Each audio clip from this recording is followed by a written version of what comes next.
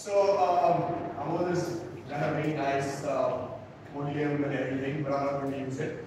What we are going to do is we're going to keep this friendly, we're going to keep this interactive, but anytime you have any questions, you have any thoughts, anything that you want, write it down, and at the end of the whole talk, the whole presentation, ask us as many questions as you want. Okay? There's nothing as a stupid question, there's nothing as a silly question, nobody's going to laugh at you. For us, we were studying from the time we were that small. And every time we go into the sea, we learn something new every single time. Okay, so it's a learning experience even though we've been doing it all our lives. And we want to share a part of that journey with you all. Before we start, Vandita has got a small quiz that we devised for you all. So what I would request you all to do is you all have your phones with you. Excellent. So get your phones out and Vandita, you can just explain. So you just have to scan the code. In case your phone does not have that, you can go to menti.com on your browser, any browser that you use, and I'll share the code. So once you are there, you will see that as a quiz. Because it's for you to participate with us and engage with us, and it's anonymous. Yes. Yeah. Sorry. I didn't go big. Sorry. So we will never know who answered what. So be free and answer whatever you think is right. Anyone who did not scan the QR code? Is anyone here? So okay. Fantastic. Fantastic. So now what I will do is, I will present this, and whenever this question is presented, it will be there on your screen as well. Right? You have to choose the correct answer and press the submit button. Alright, so the first. So it's menti.com. And the code is 37349930. In case you are. You just have to press whatever you think is the right answer and click submit.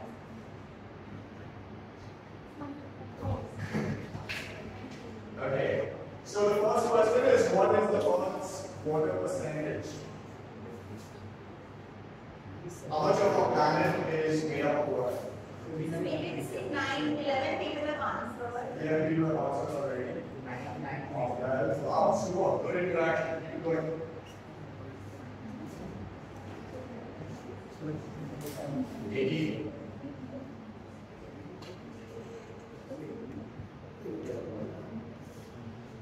Is anyone not able to interact with us? Everybody has answered? Yes. Okay. Yeah, done. Okay, so 15 of you all have got the correct answer.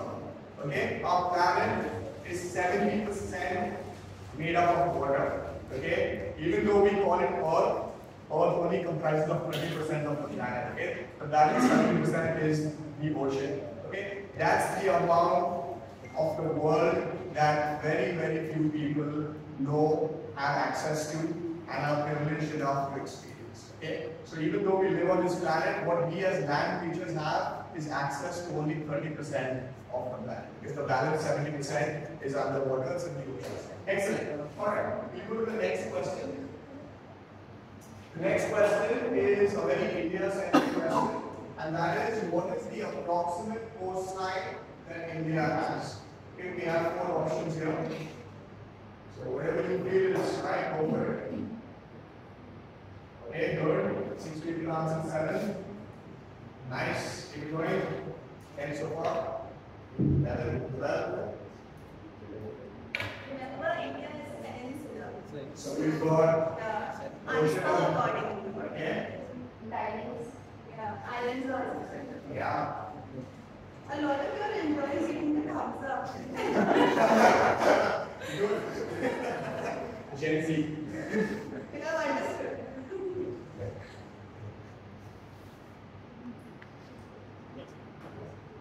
We get it. It's okay. Having fun. Yeah, we're good. Alright, so again, most of you are everyone's done? Okay, again, most of you are correct this time. The correct answer is 7,500 kilometers of coastline. Okay, so if you look at the map of India, the Arabian Sea starts right from Gujarat, goes all the way down to Kanyakumari where it meets the Indian Ocean, and then again it starts going up to the Bay of Bengal where it meets Orissa and West Bengal. Okay? In addition to that, Peninsula India, we also have two islands. Okay, so we have the Lakshadweep on the west coast, the Arabian Sea, and we have the Andaman and Nicobar Islands, which are in the Bay of Bengal. Okay, so the total combined area of coastline that India has is 7,500. Very good. We come to the last one. For this one, there's no right or wrong answer. Okay, it's exactly just how you feel. So the question is, what comes to your mind when you think of open water? Any word that comes to your mind, multiple words. Put it out there. And let's see. Let's go for it. We've got a professor's names here. So keep it going. The more you answer, the bigger the cloud becomes. Yes, see, sand, you don't have to answer based on what this is, okay? Put up your own answers. Some say dangerous, okay? Very nice. Awesome.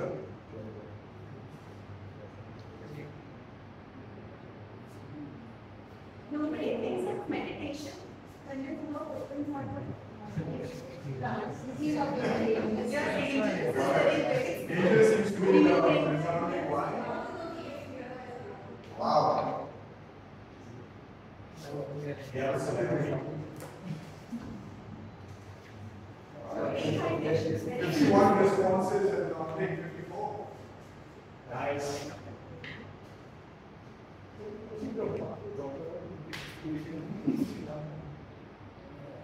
Very good.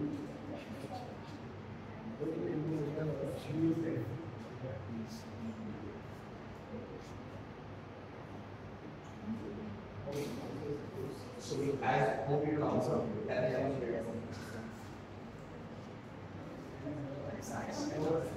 Okay. Okay. Yeah.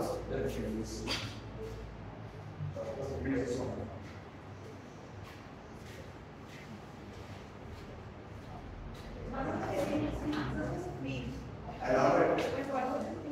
It's beautiful. I love these answers. Nice. Okay, somebody's put sharps, nodding. I like these answers. Calm, deep, peace, dangerous, fish, blue, peaceful. Nice. Interesting, solid, Liberating. adventurous, drowning, of course, shortness of bread. Nice. Fantastic. So thank you everybody. Great. Well done. So all the answers that you have given us are perfect. Okay? There are a lot of different things that you think of when you think of open water swimming, and you're going to share it with us.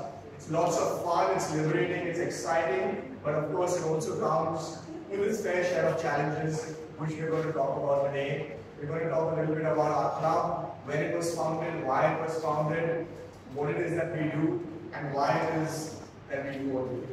Alright, before we start, just a very quick question that I would like to ask you. How many of you all in this group swim? Anywhere, in the swimming pool? Wow. That's great. Great. Okay. For the rest of y'all who don't, you have a fantastic mentor over here. Speak to Professor Aamod and he'll tell you all about his experience later. Okay? I'll just quickly take you through what the Goa Open Water Swimming Club is and why we founded it. Okay, so basically what we did is back in the year 2014-15, we were a group of friends who used to love to swim in the sea. We used to get together on Sundays around 11 o'clock in the morning, and we used to swim at Boundary Beach, right? The idea was just to have fun, to enjoy ourselves, and after we finished our swim, we used to go and eat a little something and have a beer or two at a shack over there, and just make it a nice, relaxed Sunday afternoon. But what started out as a hobby back in 2014-15 slowly started turning into something where we started getting more and more people involved. So we were 5 or 6 people who started this journey, and over a period of years, what it has turned into is it's turned into something which is now almost a full-scale enterprise. right? Over the years, we have trained over 1,000 people in the art of sea swimming. These are people who've come from a school swimming background, and some of them have come from a very basic background where they haven't even had access to a pool in the village or in the town that they've come from. You know, we are lucky that we live in Goa. We have access to good swimming pools. We have access to the sea, but the situation is not the same all over India, which is what we also started realizing. Right? So there are towns where they don't even have a proper swimming pool to swim in, but those people have even come to us and they've learned their first swim has been in the sea with us. We've trained over 14 to 18 instructors. Now these instructors are trained in first aid, they're trained in CPR, they're trained in rescue, and so many more aspects of sea swimming. Over the years, what we have also done is we've started a program where we take people to different beaches along the coast of Goa and India, and we have something called destination swims, where we swim at different beaches. The coastline of India, like you have rightly said, is 7,500 kilometers long. The coastline in Goa, any idea how big it is? It's exactly 100 kilometers, okay? 101 to be precise, okay? So it's a small state that we belong to, but the good part about the coastline in Goa is we are the only state in India where almost every single beach of ours is manned by lifeguards, okay? So what happens if you go to any other state, okay, and you go to the beach, it's not exactly safe because there's nobody to look after you when you're in the water. Whereas Goa has professional lifeguards on all the beaches, so that gives us the opportunity and the access to go to pretty much any beach we want to and to be able to swim in that beach with complete safety, knowing that yes, there is somebody to look after you while you're in the water. Okay, so what we do is we do these destination swims where we take people who are part of our club to different beaches. We explore different beaches. Sometimes it's a fun swim where we have a barbecue at the end of it. Sometimes we go fishing, we catch the fish, we cook that fish, and have great fun, right? In addition to that, we also have what we call swimming camps. So these swimming camps are lots of fun. These are for people who have never swum in the sea before, or for people who have swum in the sea before and maybe want to get a little faster or want to train for a certain specific program. So they come to us and we have a residential camp. It's a 2-day camp. And either in Arunima or in Miramar, we tie up with a hotel. People stay there, instructors are there. We have a lot of fun, we have a lot of interaction, we take them into the sea, and we also have a little bit of an EV session in the middle. Alright, so that's basically what the club is all about. To take you through a little more about what we do in there, I would like to invite Vandita to come up here and she tell us a little more about the club. Thank you so much, Elias, for introducing the club. And I would like to start with the question of why would we do what we do, right? So the first that will come to our mind would be that, yeah, they must be crazy, like, who wants to go out there, it's dangerous, all these sharks are there, all these fishes there. So any reason that comes to your mind why we would be doing what we do? Anything? Anyone? What comes to your mind? Maybe a medal, right? No? Yeah? Enjoy it, yeah. Encourage art of swimming. Awareness. Very important. That's a good part of our presentation. Trevor will be covering it. Anybody else? You are passionate about it. Passion, yes. Keep going. Explore, of course, yes. Because, of course, 70% is water and we are on the land, we don't know what's happening in the water, so we want to explore it. Anybody else? One last answer. You are building a community. Yes, exactly. So, we love the open water so much, and the best part about open water is that we get to connect with the nature, because the nature is so beautiful, so immense.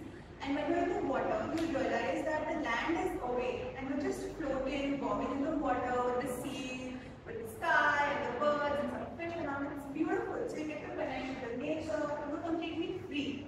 You're not dependent on the gravity so much. They're literally, floating on the water, and you have this liberation from all the things that's worrying you. No phone, nobody, no professor asking you for assignments, no tests to complete. Experience also a challenge for you, right? So we love to challenge our endurance, our skills, our ability. So that's why we enjoy it so much. Of course, we are exploring. As Elias mentioned, there's 100+ kilometers of coastline and so much adventure. There are different types of beaches, different types of coves. And then when you're swimming, has anybody done yoga? any small type of pranayama, maybe breathing exercises. So when you swim, like most of you have, you realize a lot of it depends upon your breath, right? And controlling your breath, controlling your mind. You get a lot of mental clarity, you get a lot of relaxation when you swim, and like some people mentioned, it's community. You want to create that bond with others who like to enjoy the open water too. And there's also challenge of conditions. So open water is never the same. The tide is changing, the wind is changing, there's rain some days, there's sunshine, and you get to experience different environments. It's never the same, right? And then you have a tradition, right? So we are in a maritime culture because there are a lot of fishermen around, and of course, when people were exploring the earth, they were in the water a lot. So exploring that tradition of how to go about being in the water is also there. And then of course, if you get to participate in all these tournaments like swim-a-thons and marathons, you get that sense of achievement, no matter what I've done, something different in myself. So that's there. And of course, there are many other benefits as well. Anybody can think of some benefits of all these reasons why they go swimming or go along swimming? Anything with any answer? Fitness. Very nice. Physical or mental? Both, yes. Because secondly, when I used to play sports like cricket and all, my brain used to be more activated. Very nice. So by swimming, you can activate your brain. You can be more active in decision making and memory also kind of easier. Very good. Connecting your mind and body and getting all of them in sync. Very nice. Yes. Very less, situations where you get injured because it's a low impact sport. Anybody else? From here, someone. Go work out. Anything that comes to mind. Benefits of season or open water. Vitamin D, sun is yes, forming a connection with the environment, being aware of your surroundings. Right, so of course it's cardiovascular fitness because when you're exercising, a lot of your blood circulation goes on and your heart becomes stronger. Because you use all of your body muscles, your muscles tend to tone up and you get strength in your body. There is also mental health, like we discussed, and then again, because you're using all of your body parts and not just, let's say, your brain when you're playing chess. So you get a lot of circulation throughout your body, you feel energized, and of course you burn calories. A lot of us want to lose weight most of the times. So again, don't use sport for that. And because you're exposed to the environment and you're free of that protected environment of your rooms or something, you get a lot of immunity as well. And then you become flexible as and when you become more active.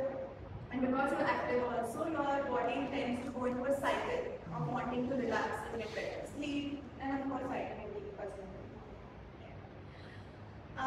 Before I go ahead, any questions anybody has? All good. But I have a question. What are the challenges that we would face? A lot of you said it's dangerous, tides, yes, sharks. Some people are very scared in their responses to that word cloud. So what scares you the most about the open water?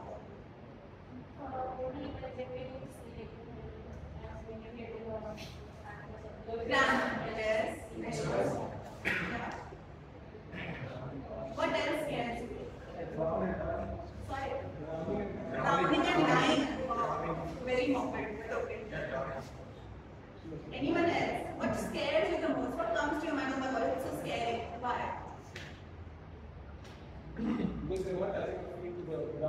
Yes. Because if you're so used to having our feet on the ground, you're like suddenly you're floating and flying. Why? Yes. You don't see the ground also. And sometimes you find it down. And we are used to oxygen. So, you cannot breathe whenever you want to. You have to bring your head up to breathe, right? Okay, so there are quite a few challenges to open sea swimming. Some of them can be tackled if we are taking proper training, if we are aware of ourselves and the environment, and also be prepared beforehand. So let's talk about some of the challenges, like weather conditions. Right? Of course, never swim out when it's the monsoon. Right? Because the sea is very strong, you can never win against the sea. It's powerful and keep coming on to you, so be careful. Know what is the wind, the tide, the conditions, everything. So being aware of that is very important. Then environment surroundings, for example, boats, right? You have water activities going on. You have a lot of things in this beach and sea, especially in Goa, where the water culture is so prevalent. So being aware of that. And then also your mental health. Some people get panic attacks, right? For example, their feet is not touching the ground and they get very scared, they get quite anxious, and probably they're not ready to be in the open water, and they feel like, God, there's nobody with me. That is their physical. For example, you get a cramp, or let's say you get dehydrated. So knowing all these things and being prepared for them will go hand in hand. And of course, equipment. Let's say you're wearing a swim goggles, but they broke. Right? So having an additional one with you, your cap, your swimming costume, putting on jelly, oil or something so that you don't get stuck by many of the sea animals. And of course marine hazards like fish in the water and cleanliness of the water. So being aware of these challenges is quite important. Now as Elias mentioned, we have lots of camps, and especially focusing on how to overcome these challenges so that you can enjoy the water rather than just being scared. So we have some of the key instructions for you so that whenever you are in the sea and not a part of the camp already, you have to keep these in mind. Safely be aware of the weather, right? There are apps which talk about the wind, the tide, waves, everything, so you have to be aware of it. It needs to be a very low tide, low conditions for you to go out and enjoy nicely. Plus visibility, ensure that you are visible to people on the shore. So wear a tightly colored cap, maybe have a light on your goggles so that you are visible. Emergency, plan for emergencies. If you know that you get a little anxious in the water, tell someone beforehand that I'm going to be in the water so that they are aware of it. Always and always swim with someone. You never go out in the water alone. First is inform a lifeguard, of course, that I'm going to be in the water, but also coming with someone. So swimming with someone, they will look after you and you will look after them. So this is a good way of safeguarding your safety. Nutrition, of course, being well prepared, having proper food and water, never go intoxicated in the water, it's dangerous.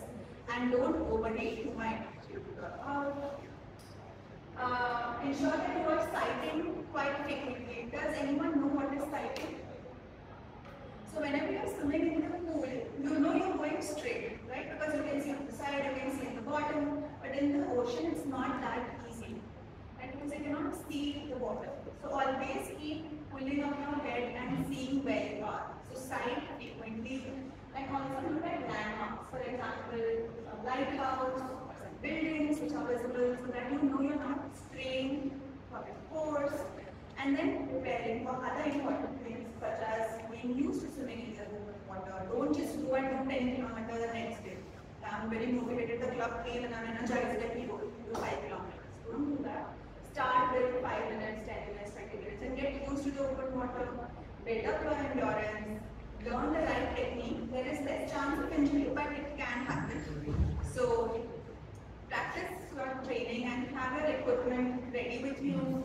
Prepare yourself mentally before going for a swim, and then have a good time. Any questions on challenges and how you can overcome them? Any doubts that you still have about open water? Yeah, you can come down to our camps and ask us the questions. One of the things that I have not mentioned is how to tackle sharks. Unfortunately, I don't know that myself. So if you know there's a shark or a crocodile, don't go there. None of our camps have that. Very good extent of everything. So when I was swimming in English Channel, some of the threats were weather conditions. It was very cold. It was 16 degrees Celsius in water, which is your frigid temperature. So of course I had to swim beforehand in the cold water. There were of course jellyfish. Jellyfish are poisonous. So if you touch their tentacles, it stings. Depending upon your body, you can have rashes. Some people go into shock, some people get unconscious. So marine features, exhaustion, and the worst was mental stress because you have to swim. It took me 13 hours to swim in the English Channel. So for swimming 13 hours, I had to prepare my mind, to not give up. Because sometimes the body is like, I think I'm swimming, but your mind is like, let's give up. So preparing yourself in all ways. You started early morning. I started around 9 o'clock in the morning, and then I finished at 10:30. It was very dark, so it was August that time, and in England it gets dark around 4 p.m. So I was swimming for around 6 hours, pitch black. It was no night. So black sky, black water, just swimming towards light. So did you take breaks or you want to? You cannot stop because in open water, like I was saying, weather conditions are very important. So if you stop, you get drifted in wrong directions. So there's a navigation boat with you who navigates you towards France. Right? So I'm starting from England going towards France. The boat is there, and in that boat, there are some people who feed me at regular intervals. So they throw like a bottle, not at my head, but right in front of me. So I do a backstroke, I drain it quickly, and then I continue swimming. So you don't stop. You just keep swimming for 30 hours or whatever duration it takes. What are the rules of that? The rule is you cannot touch anyone, you cannot touch anything, so you cannot touch the boat, nothing. If you touch it, you are disqualified. Just from the water. There's a observer on your boat, right? So you cannot touch anything, anyone. If you have a support swimmer, they cannot swim in front of you. They can swim only behind or next to you. So that, and also you should not be wearing any specialized equipment. You cannot wear the full body suit. You can only wear the peak swimming costume. And of course, you cannot take the and steroids and all Which is the that. organization you will inform that you are doing this kind of thing? There are two organizations. There is a Channel Swimming Association and there is a Channel Swimming and Piloting Federation. So these are the two official bodies who monitor the English Channel swimming and crossings. There are around 2,500 people since the beginning of time who have officially swum the English Channel. Awesome. I want to get hooked.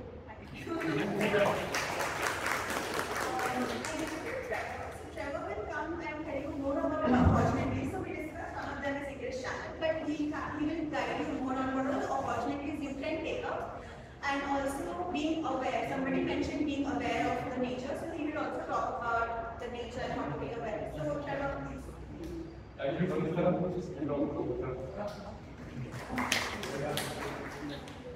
Several easy tackling the challenges or discussing challenges people who've never gone into the water. But just to let you know, friends, I've been swimming in the water for the last 15 years, and at most the worst experience I've had was jellyfish sting, and it comes in many shapes and forms. Sometimes it can be absolutely negligible when it's nice in the water. And when they sting you, it feels like a mosquito bite. And then once in a while you get a nice sting, which I've got some marks to show that you're doing also. So, coming back to what we have discussed about all the opportunities that we have. Now, people have joined within 2 seasons. We've seen them going from just leisurely lifestyle-oriented, health benefit-oriented people wanting to come, get fitter, improve their breathing exercises and things like that, and all of the teaching that we've had. But we've seen that people want to challenge themselves and take it a step further. So we allow people to take these challenges like, okay, we start out with 100 meters on the shore, go to 500 meters. Once they get to understand, it becomes quite elementary actually. Once you understand the tidal forces, how to get past the waves. Generally, all of this unrest and everybody watching from the shore, they see the waves come, right? So you see, oh, right now you go to the beach, you see these 4.7 meter waves coming on and it gets you a little bit unknown. It's like, what is this going on here? I don't see myself getting in the water. What we do is that we give you the basics. As Vandita said, as Elias said, we put you through the very basics, and that once you understand, it helps you navigate, get into the water, and then challenges. Those people who have gone through the lifestyle, like I said, within 2 seasons, people are already interested and competing in local and domestic events. When I say domestic, I'm talking about national events. So let's take a look at some of the events that we work at. So by the way, these are competitions all across what and the country, but we as a team, as Elias had told you, we offer you different kinds of camps, starting from elementary beginners camps, intermediate, and into elite camps. When you come to our camps, we are preparing you for various forms. You are eligible to take part in various competitions across the country. As you can see, we have starts off with the young wrestling, You can see there is a first income. We look forward to training you all and inviting you all into that collaboration. But yes, there's plenty of options. And as Vandita said, there is international options as well. When I say international, you can start as simple as what we're doing this year, and you'll be following us hopefully. We are going to be doing Lakshadweep. There are, within is the Park State, which is swimming from India to Sri Lanka. So yeah, that is something international that we look forward to. And we look forward to having a moment so we can take you through and maybe have you join us on this journey. So, next slide. Has anybody heard of David Attenborough? David Attenborough was one of the first environmentalists, and he was born in 1926. And I urge you to check out one of his latest documentaries. These are about 10-15 documentaries. Now, the reason why I'm talking about this, I want to give you a premise, I want to give you a starting point where if anybody is interested, and we are interested, people are interested, we can only enjoy swimming in the sea for an eternity if we look after what we have. And it's clear to see, as you can see right now, there is a lot of things happening that never happen. Every time you look at the news, suddenly saying it's unprecedented kind of rainfall that we're having, or the sea levels are rising. All of these things are not just an ocean problem, but it's what we do on the land that's impacting what's happening in the ocean. So, just to enlighten you, that we feel it's necessary at all ages that we have some level of awareness of what's happening in the ocean. Because why do we need to do this? We need to do this because the ocean handles a lot of things for us as a planet. Number one is that it absorbs a lot of carbon emissions. Okay, back in 100 years ago, carbon emissions were fairly negligible. If you go in parts per million, it's like about 300. Today, it is double. The temperatures of the ocean have only increased in the last 100 years. The average temperature has increased by 1%. But that 1% is creating problems. You can see the problems. All you have to do is get online and take a look and see. You are seeing unprecedented levels of temperature rise and tidal issues, coastal erosion, all these things. Much of these things are man-made. Okay, a lot of these things that we have done. The last 100 years in India alone is that we, in 1947, was a population of 350 million. Our commitment to excellence and improving as a country and in our economic development, we've gone from primary economy, the British left, we went into plan and we implemented the last few decades, we've gone from industrial level revolution to the point where now we have gone from industrial era, we've gone to the age of information, where in the 90s we started and ushered everybody to join us here in India on our information age. Okay, to the point where we are now 1.5 billion people, and we have used much of the Earth's resources, and through our hard work, we have managed to get our economic process in order. We've gotten all of these things done, but it has come at a cost. And the cost is that for every step and industry of development, there has been something that we need to take account of, and that is called environmental cost. And that is something that we encourage everybody, all generations. You all would be generations then, and you all have fallen into this era. I would come, never mind my age, but I would see that I came down to the age of information. When we were gathering data, and we were going through data, whether it was a university or an individual players, unrealistic elements. So I've been in line with my passion as well. So we acknowledge that with the information that we have, we've reached the stage where it is the age of intelligence, right? What do we do with this? We take technology, but what do we do with it? Now, what we did with the previous generations is that we all tried to better our careers, and we all put something that's very important, which is environmental cost aside. We've not really, taken into account what environmental cost is. Okay? And it's important that we do take this into account. In the future, when you're planning your careers, whatever things you will need, you already have careers that's great. But environmental cost is something that we're talking about, and we want to encourage anybody who wants to join us. We love talking about this, so it's something that we want. So, having said that, governance and legislation, of course, in any sector, the country is important. And we do acknowledge that there are some future leaders here, future legislators that we go.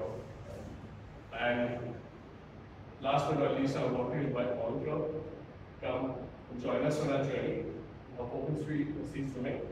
And for that, I would like Nicole to talk about that specific. Thank you. So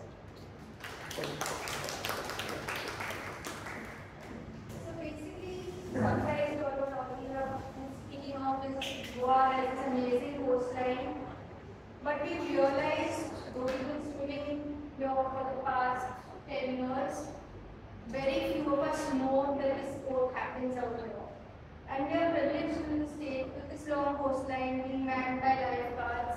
We get a lot of inquiries and participants coming from other states, other landlocked states to swim with us. Our season goes on from, we have the monsoon here, so sweet seas are also here. Our season goes from September to May. And what do we do in the remaining part of the year? This year we realized, why don't we go out and spread this awareness amongst our youth, spread this awareness, and we were very fortunate to have Aamod to call us and invite us here to spread this message of our sport with you. And growing up also in this state, people around us now are like, oh, the sea is there, don't go too far in. Okay, just swim out here, don't venture out. So that fear is put in us. And rightly so, we are fearful of something we do not know. We do not know, take care of yourself. But the sea is not such a dangerous place. If you are made aware, if you educate yourself, if you know what to be aware of, it's not so dangerous. So we are here to help educate you and make you also aware. You have questions, come to us, ask us. Drowning, everybody is like, oh my god, I'm going to drown. The sea does not pull you down. Our body is made out of water. There's water around, unnatural tendencies to float. You put a baby in the water, they've been in the pool, and you put a baby in the water, they're just going to float. In the salt water, because in the salt water, the buoyancy, our body is pushed up. It's very difficult to go down. We tell our participants, not you're scared, try and go down, but they won't go. The body just won't go down. Consciously, you're not going to go down. It's hard to go down. The sea just keeps you up, doesn't want to pull you down. What makes us drown is when you tense up, get nervous, panic, stop breathing, drink water, water goes into your lungs, then water is entering your body in a panic situation. That's when you drown. So always be, so educate yourself. When you're going out, never swim out alone. Always inform something, inform the lifeguard you're swimming out, they'll have a little lifeguard. You will never swim alone. That's a number to do. Now we're educating you, that doesn't mean you go out. Still inform somebody, take a buddy with you, and be with somebody. So that's a point that I will make. Along with this, we need to respect nature. Yeah? So nature is there, we know the monsoons are rough, don't go out, be careful. Yeah? If you are in doubt, sometimes weather conditions are so prevalent, respect nature. Nature is warning you, respect, don't try and fight it like what happens to you. Like you never know what will happen. Respect nature, when nature says no, listen to her. To enjoy this beautiful sport and continue enjoying it, be aware and conservative of our environment, take care of our seas, beautiful coastline that we have, be very conscious about what is going out, waste, and how it can prevent destroying nature. So, yeah, so basically I think that summarizes it. We are so happy to have us spread our message. And we swim every Saturday. One season starts in October onwards. From October to November, we are always every Sunday there, Bamboli Beach in the morning. Come join us. You don't need to go out too far out, just be in the water. If you don't want to be where your feet don't touch, it's okay. Bamboli is a beautiful beach. It's landlocked. It's very safe for new swimmers and beginners. If you want to just take your first steps inside out there, you can be where your feet are touching the floor and just enjoy the water. See, relax in it. We are around. You can ask us questions and yeah, come join us. Basically, we want to build our community and it's a good start. And let's really go out more towards the build niche sport. And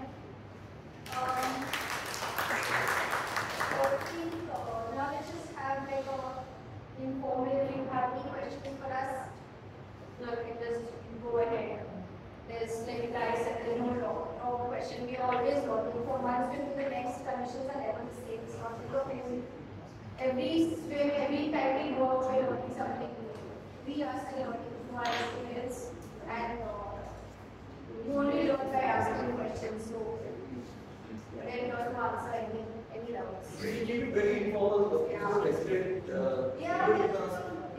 the factories also. Yeah, no problem. In Yeah. fact, I think. We didn't want to work there also. So, one more part is also. Just ask whatever you want. See, the main thing when it comes to an open water community, the first question that comes into most people's mind is how safe it is. Right? You need to keep that in mind. So if safety is followed properly, it's a very enjoyable sport. What are the safety parameters that need to be followed in open water swimming? First safety parameter obviously is like Nicole said, you never swim alone. Okay? You always swim with a friend, with a buddy. Not only is it safer that way, it's also more fun, right? For those of you who have gone to the gym and you go with a friend, that kind of encourages you. So it's always more fun doing any activity with a buddy, right? That's the first thing, right? The second thing is never go into the water when you don't know what the water is going to be like. So what we do is whenever we go to any beach, even if it's a beach that we swim in regularly, we always talk to the local lifeguard over there, find out what the conditions are like, is there anything that you should be aware of.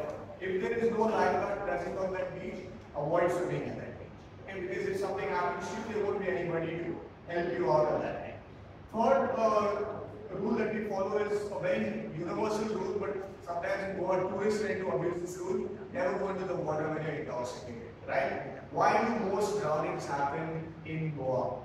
95% of people who drown in Goa drown because they've gone into the water intoxicated, right? When we sober, that man will stand on the beach and look at the sea and he won't go. After 3 years, now he thinks he's Michael Phelps, right? He thinks he can do anything. And that's when problems start, right? So these are basic safe guidelines. If you follow this, the main idea is to respect the ocean. Yeah? We have to change that fear. We have blind fear in us sometimes because from the time we were children, our parents and our grandparents told us never to go into the sea, right? Now it's our turn to start doing something, not to pass that on to the next generation. So we have to start with our generation, start enjoying it, start exploring it, but do it in a sensible, structured, safe manner. This is the result. Yes, please. So, about sea creatures. Yeah. So, a lot of people wrote about fish and everything. Right? Like, you go to aquariums and you see like beautiful fish and you imagine, oh, this must be there in the sea also, but I can't see them. And then you get scared of them, right? That, okay, whatever fish comes and bites me. So, usually, as with insects in our house, like, they get more scared of us than we are of them. Usually, fish will go away from them. They will not come towards you, even dolphins. They don't like to interact too much with humans. They will probably swim away, right? And Goa is blessed with not having any sharks so far. So then you don't need to worry about sharks, but always be aware that what is there in this water. Yeah, I was going to come to the same thing. One of the favorite shots is that's an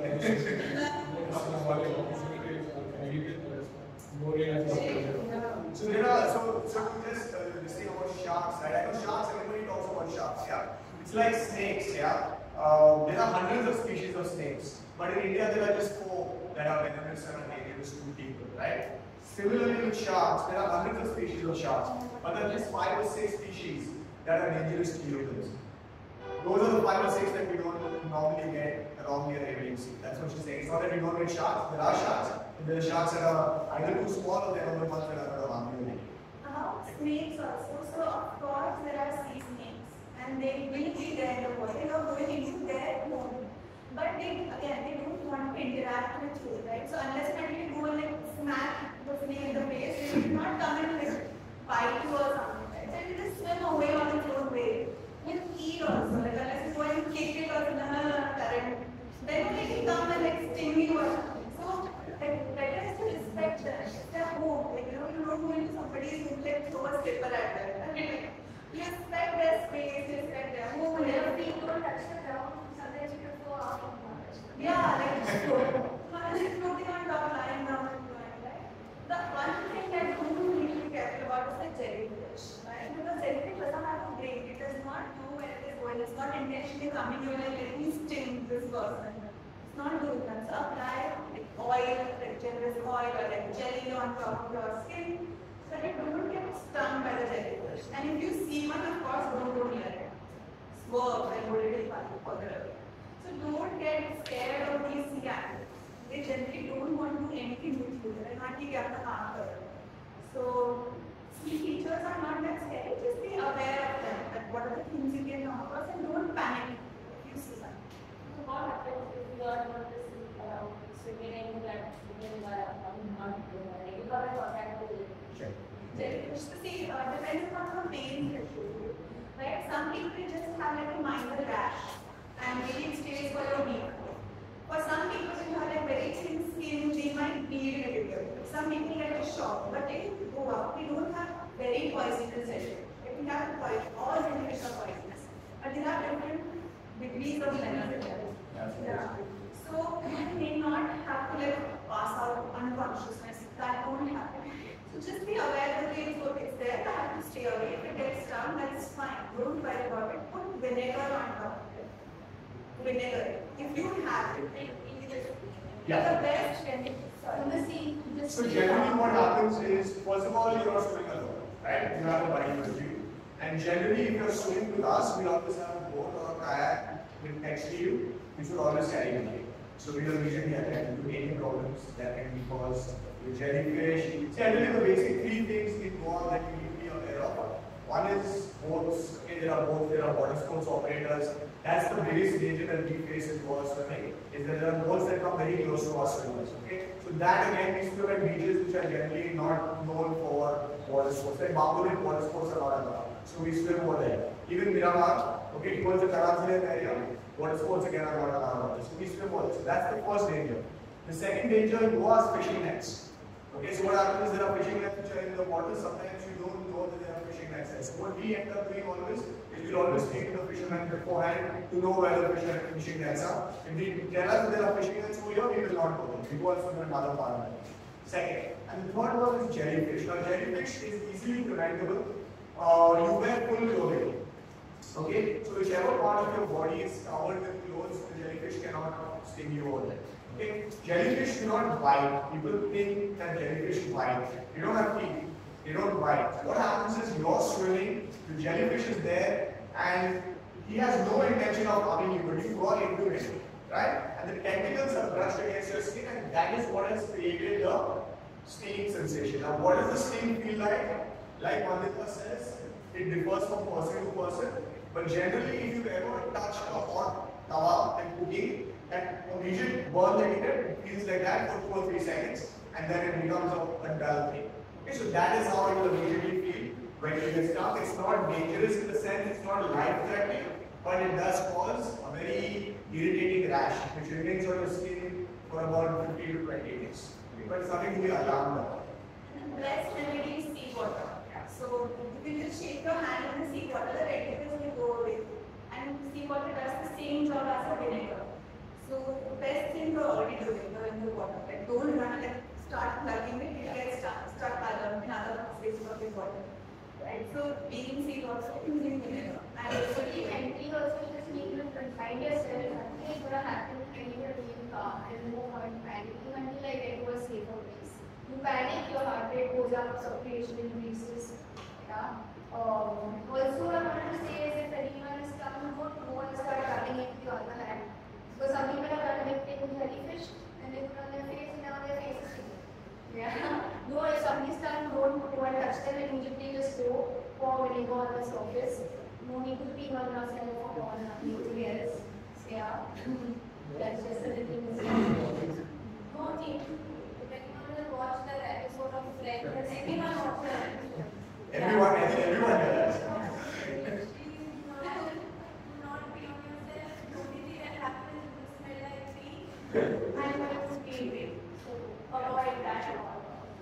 Last but not least, as in terms of awareness specifically, we have a wonderful resource in Naik itself. It's called the National Institute of Oceanography. I know we don't like the technology exists, but it is a wonderful resource. A lot of information on these species that we're talking about. It will tell you exactly what they're capable of doing and what not. And visiting them every now and then does give you some level of awareness and assurance that we are experiencing as a club. what we were really saying, we don't really have life-taking disasters happening. These are just things that we have to be aware of. It's plenty of ways to navigate around. This jellyfish also the population increasing out there basically because of our environment, because of people increasing the water, the sea turtles, that population is reducing over their predators. And we are getting more colonies of jellyfish, not only in a time of the year, but throughout the year. So it all comes down to Environmental issues. environment. Has anyone seen a jellyfish? Nice. Where? On TV or? On Miramar Beach. Yes, on the beach. On Miramar Beach. So if you ever go to Miramar Beach during low tide, you might see lots and lots of these transparent blobs on the sand. That is called jellyfish. So jellyfish have come either in the fishing net or because of the tide. So yeah, so that's what it looks like there. But when it's in water, I know it sounds very scary, we're saying steam and all of that, but it's also a very beautiful creature. It's also one of the oldest creatures in the ocean. Right? It has existed for centuries and centuries. It has also maintained a certain kind of balance, ecological balance in the sea. So they are also important in the sea, but it's something that we have to be mindful of when we are stepping in. A good source of collagen. Yeah, any other Any other question? Also, I don't know how to swim. The sea is also a beautiful place to start. It's not like the pool is more difficult to be up in the pool. It's so much easier just to float in the ocean. In case you want to get in touch with us and come and join us, so Aamod has our official No! We are on Instagram. We are on Instagram. Follow us on Instagram. Share. Who is on Instagram over here? Not a single hand. See? Who is on Instagram? It's okay. You can see it. Instagram. Follow us. Fake Instagram, real Instagram. Yeah, wow, we want us to be Just follow us. Yeah. You don't have to bother Aamod all the time. Of course, we tell Aamod to bring you on to the beach. But Yeah, you know right. what? You can follow us on our social media.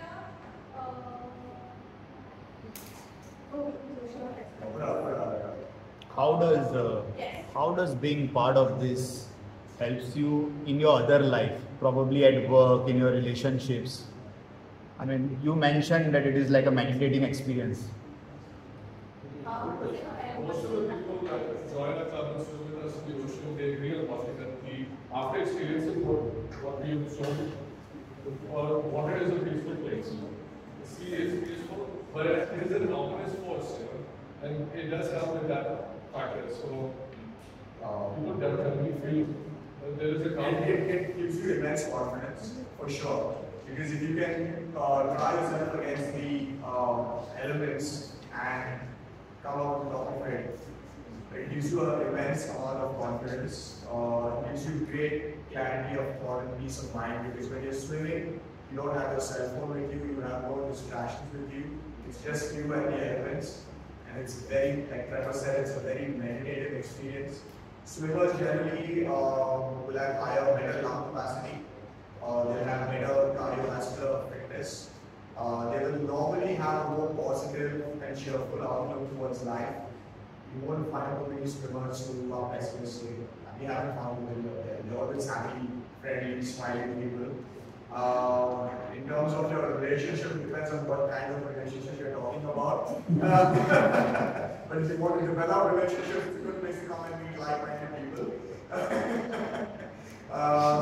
But yeah, I think overall it's just good for your body, it's good for your mind, and it's good for your overall state of being. So Ramrai, just to add from my personal experience, what happens is when you are in the sea, you are alone. Like sometimes I go alone, and you have to take care of yourself. You have to, observe, be vigilant. There is no one around you. So that's one thing.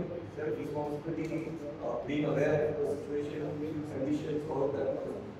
Second thing, what you learn is when you are doing long distance swimming, like 5 and more than 5 kilometers swimming, or some 0.8, 0.3 steps. What happens is sometimes there are tides in your way and you don't quite reach the destination as expected, or the tide change your timings. And you think you're doing something wrong. That is the complex situation that you get into, which happens in life generally. You have a particular goal, and there are a lot of obstacles which come, and then you have to deal with this. This is the energy.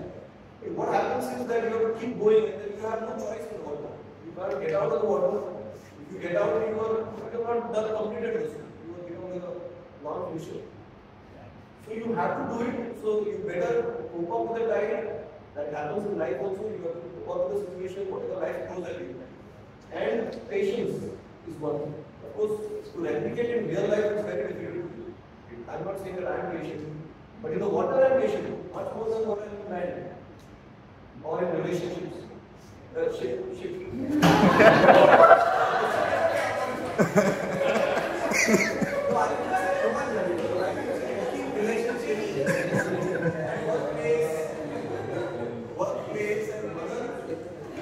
Workplace relationship, family. So that may be different, but there is open water, there is no chance. There is absolutely no chance. You have to somehow be more patient. So I personally feel I'm more patient in the water, less patient outside. The water forces you to be patient. There is no other option. That teaches you like now I have to do it. You have to do it. You have all these jellyfish things, you have some cramps, and you have to deal with that individually. In a competition situation, you have to deal with individually, or follow the rules of the competition. Go out, coming back, I don't know what to do. It builds a lot of power. All these things are what open water has taught me personally over a period of time. So I just add a little bit. A question we get often is, who can swim with us? And is anyone who is excited to be in the ocean and knows that there is swimming and they want to come and we, of course, we are part of the group. Like we said, we never swim alone, we always swim together. Our youngest swimmers have been 5, 6-year-old kids all the way to 70, 80-year-old people. We've had people who have learned to swim recently, or people who've been swimming their whole lives. We have a lot of women from different walks of life coming to swim with us. And I'm mentioning women because it is a sport where you're really shy about wearing a certain kind of swimsuit, you're scared of looking at you, but we try to be a very safe environment for the swimmers. We've had people who have had polio and have a lot of physical disability while on land. But swimming is a beautiful sport. It is very gracious and forgiving to any kind of body type, kind of disabilities. You will see a lot of people with different physical disabilities who come and swim with us. As I mentioned, Elias also runs the Bose where we have children with autism. We have blind swimmers who come and swim. They swim about their coaches. So it is actually a sport that is for everyone, irrespective of gender, physical ability, age, what language you speak. When you're in the sea, it doesn't matter what language you speak. You're still swimming with your body and you're communicating in a different language. So it's open for anyone, even if you're not a fit swimmer, even if you want to start getting active, it's a great place to stay. Yeah, so if there's anyone, How many of you are not known swimming at all? That's general topics. I'm No knowledge of swimming at all. Okay, so there are few. Thank you for attending this session. yeah, really. And if you would ever want to learn swimming, we would encourage you all to please get in touch with us. We take a high number. We have a lot of coaches in this group. Feel free to connect with any of us because we would love to teach you all what is such a important part of our lives. We would like to share. Yeah, so please get in touch with us. You're really busy. There are courses at the Sports Authority of Goa. Every swimming pool in Goa has some Sports Authority of Goa conducts this 20 days during the swimming pool. And we join that. Wherever you want to come. Which is a good place to start? Pool or which is a good place to start? If you've never swum before, it's always good to start at the swimming pool first, learn the basics, maybe 15 days, and then come into the sea. So the sea is great, but it's not the ideal place to start your swimming journey. Once you know the basics of pool swimming, so we say you should be able to swim maybe 50 meters in a swimming pool, cross the pool once, then you can come and swim. You'll actually find it easier to swim in the ocean than to swim in the pool. Because the water in the ocean is highly saline and it's more dense than swimming pool water. So it's easier to float in the ocean than it is in the pool. So yes, of course, I recommend to start Yeah, if you want to learning swim out, beyond where your feet touch, yes, you would know and have some basic swimming ability. But otherwise, the sea is more No, actually it's not. Sometimes we get some amazing questions. Today I got this one. If the water is denser in the sea, is it more difficult to go through it? It's not more viscous, it's denser. That's the big difference. The viscosity is the same. The density is more, which means the salinity is more. Okay, so there's a difference between viscosity and density. Okay, so it's as easy as swimming in the pool. The only advantage is that it keeps you afloat. Okay, so what happens in the pool generally when you're swimming, especially with a lot of male swimmers, you find your feet tend to sink. Okay, which doesn't happen in the sea. Okay, so your feet stay afloat, which means that you keep a more neutral, horizontal position. Okay, so yeah, it's a very good question. Very, very good question. Who are we going to see in October, November, December? Now, all of them. All of them have to come. Yes, good. It's a start. Good, very good. Any questions that you have? Anything else that you would like to ask us? And you are swimming anytime soon, no? So the beaches in Goa are officially closed from the 1st of June to the 20th of September because of the southwest monsoons. And it's not only the monsoons, there are a lot of other things as well. We have during the monsoons a kind of jellyfish called the Portuguese man of war, which is quite dangerous, which is in the water right now. They tend to come out by the middle of August, early September. And also, what happens in the rains is there is a lot of sewage being discharged into the sea, which means that the levels of bacteria in the water right now in the sea are higher. So to protect ourselves and you all, we do not swim. The government is quite smart that way, so they keep it safe. By the second week of October, what happens is the winds start reversing, they come in from the other direction. You get fresh, clean ocean water coming in from the Arabian Sea, which dilutes a lot of the pollutants. The sea is much calmer, the waves are much smaller, and the Portuguese man of war have gone away back to Portugal. So, no. But that's why we don't swim during the monsoons. But we do have swim fitness, which happens in the swimming pool on the waves. So if you want to swim in the swimming pool, you can join sea. You can join in October, but if you want to come on the sea, How do you become a member of your club? How do you become a member of your club? Number one, follow us on Instagram. No, I'm not active. You're not on, okay. So you see this website, right? So this website, there is this membership page. So there you will find the steps in the process of how to become a member of the club. But in case you don't want to go through this process, you can just meet us every Saturday. So we swim, it's completely free of cost. Swimming on Sundays with us is free of cost. We don't charge any money for the Sunday swims. What we do charge for is a lot of other things like training programs, destinations. So when there's a cost involved to us, then obviously we would charge the participant. But if we don't have to incur a cost, the sea is free and we're just going for fun. It's completely free of cost. Just come and swim any Sunday with us. Okay. Anything else? Have a question? No? Yeah? Are we good? You have any videos to show? You want to see any videos or you want to continue the session?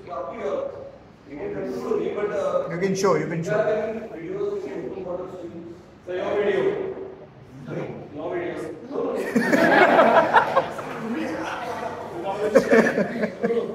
not personal, it's specific for your network profile. I mean, speak up. Yeah, I think one or two.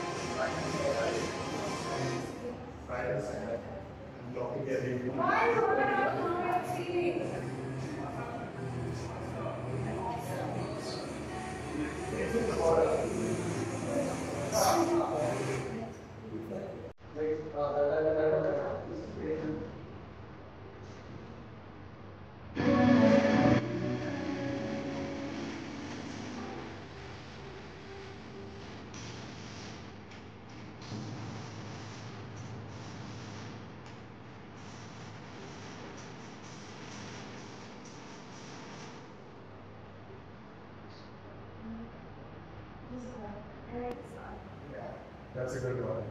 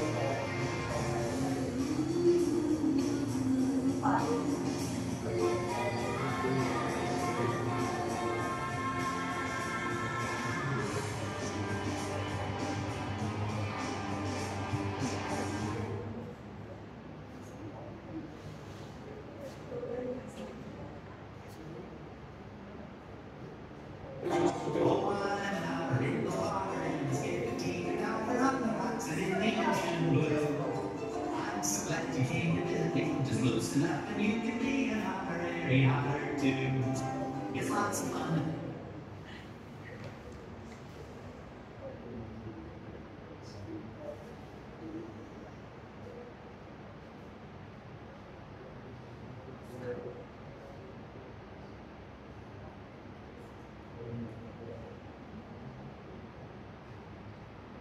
So